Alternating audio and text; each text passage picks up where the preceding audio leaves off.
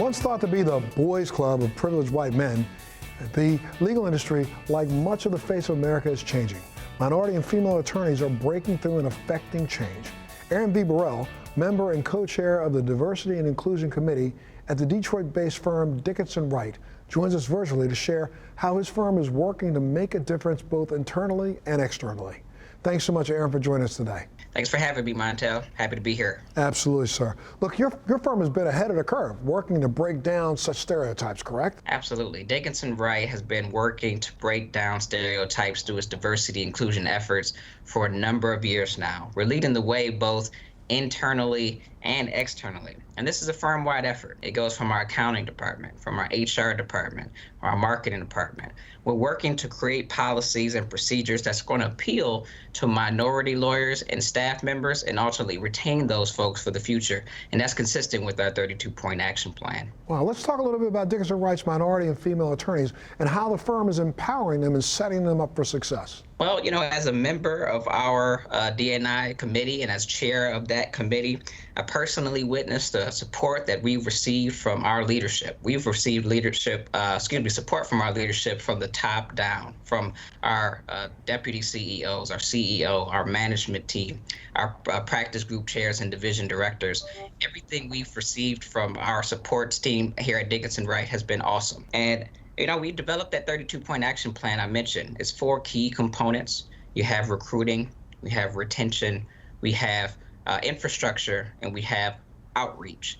And each one of those components has some key factors that we're going to try to implement in order to increase our diversity and inclusion efforts. For example, we have, with respect to recruiting, we're going to have headcount goals, and we're going to aspire to reach those headcount goals in the near future.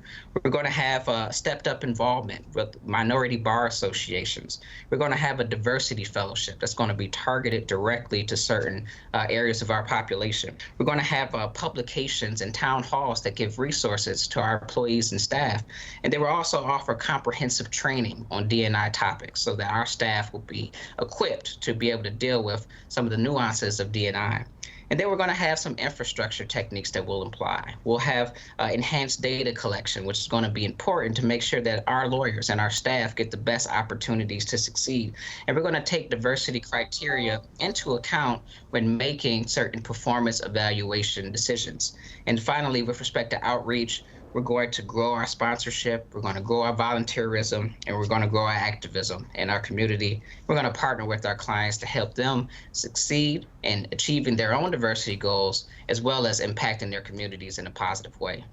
Well, now there's also another important firm benchmark that Dickinson Wright has achieved in the LGBTQ front. Is that correct? That's correct. You know, for the 3rd year in a row, Dickinson Wright received a perfect 100 score in the Corporate Equality Index.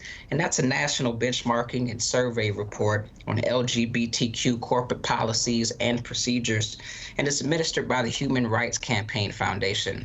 You know, Montel, our score reflects not only our commitment to the LGBTQ community and to making sure they have an equal opportunity to succeed in our workplace. Wow, that's really great stuff, man. You have no stuffy lawyers at your firm, rather a diverse team to meet your clients' needs. And we should also point out that you have several impressive professional and personal accolades yourself.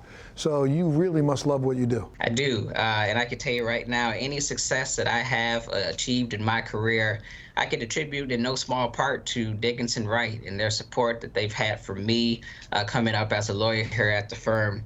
And, you know, Dickinson Wright is a firm that we focus on bringing diverse perspectives to our clients' needs, and we're ready to address whatever need the client may have. And that's what we've always worked on here at Dickinson Wright. That's what we will continue to do here at our firm. And, you know, personally, I think it's important that we are out in our community and we are out making a difference. And at all of our 19 offices, we are leaders in our communities. We are providing pro bono services. We're doing whatever we can to make a meaningful difference in our communities, and that's important, Montel. I think you definitely are making a meaningful difference, sir. And thank you so much, Aaron, for sharing your story and being here with us. If people want to get more information, where do they go? They can go to dickinsonwright.com. Again, that's dickinsonwright.com.